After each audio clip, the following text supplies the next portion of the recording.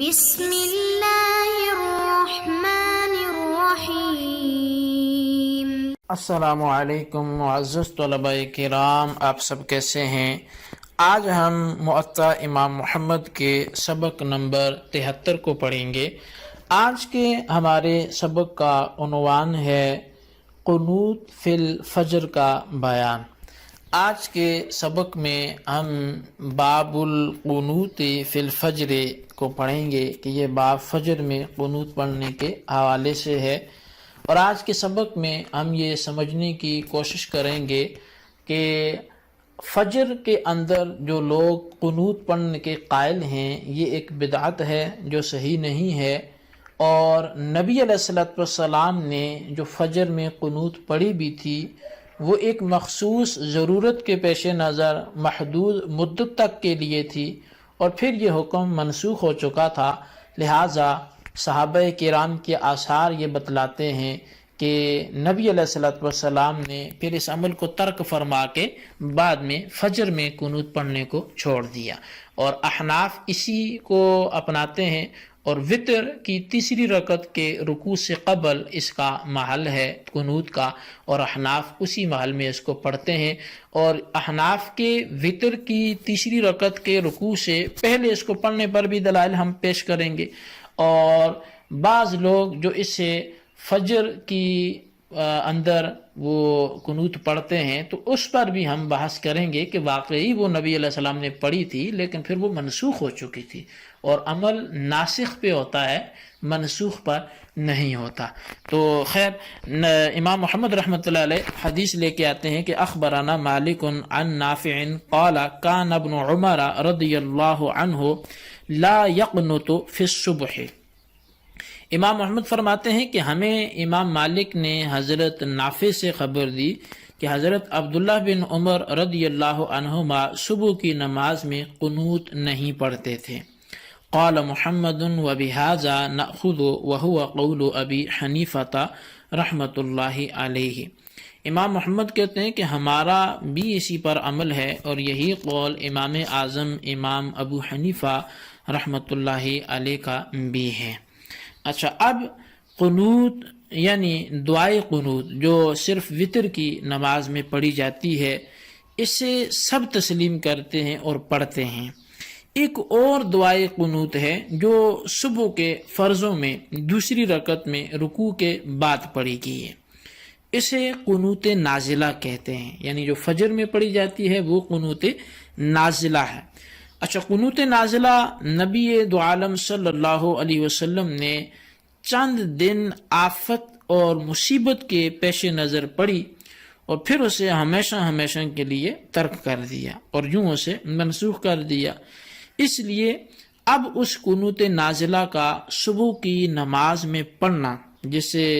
بعض لوگ پڑھتے بھی ہیں، تو وہ احناف کے ہاں مکروہ ہے اور خلاف سنت ہے، جبکہ جو لوگ پڑھتے ہیں وہ اس کے منسوخیت کے قائل ہی نہیں ہیں۔ تو اس لیے ہم سب سے پہلے اس قنوت نازلہ کی چند ایام کے لیے پڑھنے پر دلائل جو ہیں وہ کچھ ذکر کرتے ہیں۔ مصنف ابن ابی شیبہ میں حضرت انس رضی اللہ تعالیٰ عنہ کے حوالے سے یہ روایت موجود ہے کہ آپ بیان کرتے ہیں کہ رسول اللہ صلی اللہ علیہ وسلم نے صبح کی نماز میں صرف 1 مہینہ رکوع کے بعد قنوت پڑھی۔ اسی طرح حضرت انس رضی اللہ تعالیٰ عنہ بیان کرتے ہیں کہ سرکار دو عالم صلی اللہ علیہ وسلم نے نماز صبح میں زال اور زکوان قبیلے کے خلاف قنوت صرف 1 مہینہ پڑھی۔ حضرت انس رضی اللہ تعالیٰ عنہ سے ہی روایت ہے کہ حضور نبی کریم صلی اللہ علیہ وسلم نے کچھ لوگوں کے خلاف 1 مہینہ قنوت پڑھی، جنہوں نے چند مسلمانوں کو جنہیں قاری قرآن کہا جاتا تھا قتل کر دیا تھا۔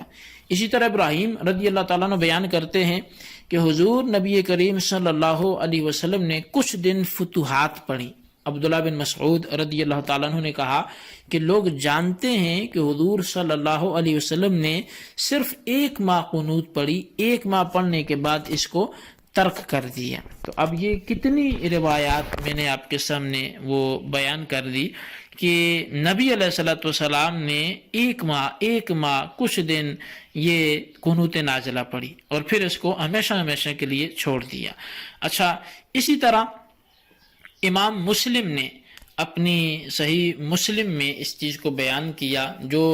اس پر دلالت کرتی ہے کہ قنوت نازلہ منسوخ ہو چکی ہے۔ آپ فرماتے ہیں کہ مجھے سعید بن مسیب اور ابو سلمہ بن عبد الرحمن بن عوف رضی اللہ تعالیٰ عنہ نے خبر دی کہ ہم دونوں نے حضرت ابو ہریرہ رضی اللہ تعالیٰ عنہ سے سنا کہ انہوں نے فرمایا کہ رسول اکرم صلی اللہ علیہ وسلم صبح کی نماز میں قرات سے فارغ ہو کر رکوع کر کے جب سمع اللہ لمن حمدہ کہہ کر اٹھتے تو قیام کی حالت میں آپ پھر آگے وہ مخصوص لوگوں کے لیے آپ دعا فرماتے اور کچھ اپنوں کے لیے آپ دعا فرماتے۔ اب وہ دعا بھی آگے لکھی ہے، لیکن میں اس کو اگر مختصر کروں تو اسی حدیث کا آخر یہ ہے کہ امام مسلم لکھتے ہیں کہ پھر ہمیں یہ بات بھی پہنچی، یعنی کہ وہ صحابہ کرام کے حوالے سے، کہ جب یہ آیت کریمہ لیس لک من الامر شیء یہ نازل ہوئی تو نبی اکرم صلی اللہ علیہ وسلم نے مذکورہ وہ جو دعا آپ کیا کرتے تھے قنوت نازلہ والی وہ آپ نے چھوڑ دی تھی۔ اب یہ ایک بالکل واضح سی حدیث آپ کے سامنے پیش کی۔ اسی طرح حضرت عبداللہ بن مسعود رضی اللہ تعالیٰ عنہ یہ کہتے ہیں کہ نبی علیہ السلام نے صرف ایک مہینہ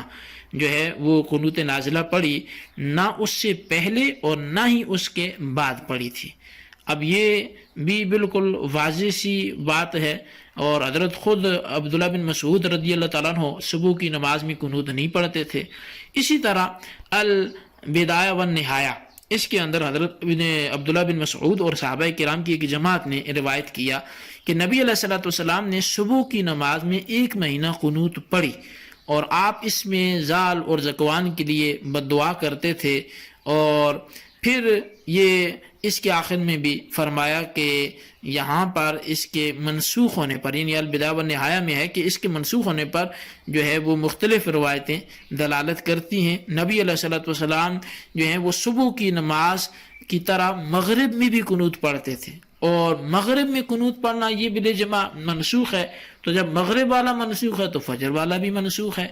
اب مسلم شریف، طحاوی شریف، البدایہ والنہایہ کی میں نے عبارات آپ کے سامنے پیش کی ہیں، اور ان میں صراحتاً جو ہے وہ قنوت نازلہ کے منسوخ ہو جانے کا وہ ذکر موجود ہے،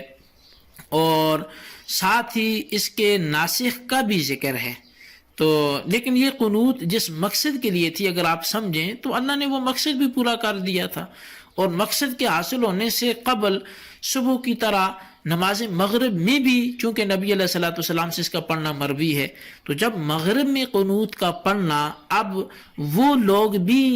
اس کو منسوخ سمجھتے ہیں جو فجر میں پڑھتے ہیں، تو پھر فجر میں وہ کس لیے پڑھتے ہیں؟ جب مغرب میں منسوخ ہوگی قنوت نازلہ تو پھر فجر میں بھی منسوخ ہوگی نہیں جی؟ تو لہٰذا اس کے منسوخ ہو جانے کے حوالے سے وہ بات دلائل سے واضح ہے، اس لیے احناف اب قنوت نازلہ نہیں پڑھتے۔ البتہ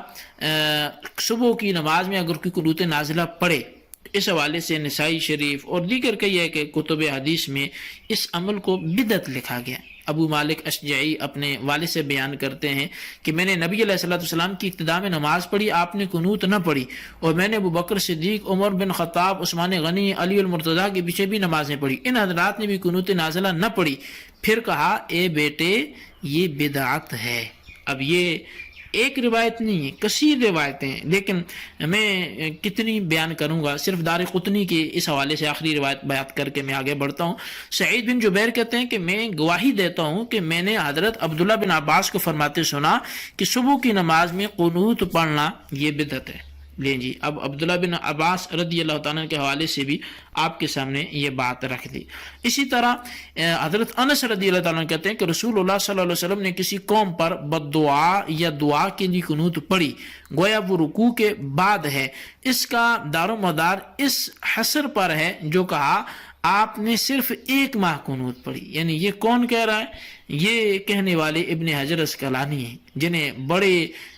چاہت سے جو ہیں وہ ایک امت نے قبول بھی کیا اور ان کو اپنا پیشوا بھی تسلیم کیا، تو وہ صاف صاف لے گئے کہ قنوت نازلہ نبی علیہ السلام نے دائمی طور پہ نہیں پڑھی، بلکہ بوقت ضرورت اس کو پڑھا، اور ضرورت کے بغیر بھی ہر وقت اس کو پڑھنا جو ہے وہ بدعت ہوگا۔ مخصوص حالت اور مخصوص وقت تک اس کے پڑھنے کے حوالے سے وہ چند ایک باتیں ہم نے دلائل کی صورت میں پیچھے کر دی، آپ نے سن لی۔ تو لہٰذا یہ جو قنوت ہے، قنوت نازلہ، یہ مخصوص ٹائم پیریڈ کے لیے تھی اور وہ مقصد بھی اللہ نے پورا فرما دیا. تو بہرحال اب یہ منسوخ ہے اور منسوخ پہ عمل ہوتا نہیں ہے. اب یہ کہ وطر میں تیسری رکعت کے رکوع سے قبل قنوت پڑھنے جو احناف پڑھتے ہیں، تو اس پہ کیا دلائل ہیں؟ یہ میں ضمناً ایک دو باتیں اس پہ کر لیتا ہوں. کثیر دلائل ہیں کہ حضرت عبداللہ بن عمر رضی اللہ تعالیٰ عنہ نے وطر میں تیسری رکعت کے رکوع سے پہلے قنوت پڑھی، اور اس بات کو مصنف ابن ابی شیبہ نے بیان کیا. اسی طرح حضرت عبداللہ بن مسعود رضی اللہ تعالیٰ عنہ وطر میں تیسری رکعت کے رکوع سے قبل ہی قنوت پڑھا کرتے تھے، کسی اور نماز اور حالت میں نہیں پڑھتے تھے. اس کو بھی مذکورہ کتاب میں ہی ذکر کیا گیا. اسی طرح عمر بن ذر اپنے والد سے مرفوع روایت کرتے ہیں کہ وہ وطر میں رکوع سے قبل قنوت پڑھتے تھے. تو بہرحال اس پر بھی عرض کرنے کا مقصد یہ کہ کثیر روایات ہیں جو دلائل کی صورت میں موجود ہیں کہ قنوت جو وطر میں ہے وہ بھی تیسری رکعت میں رکوع سے پہلے ہے، اور اس پر دلیلیں ہیں، خواہ وہ بھی نہیں پڑھی جاتی. اللہ تبارک و تعالیٰ سے دعا کرتے ہیں جو ہم نے پڑھا سنا اسے یاد رکھنے کی توفیق نصیب فرمائے. آمین بجاہ النبی الامین صلی اللہ علیہ وسلم.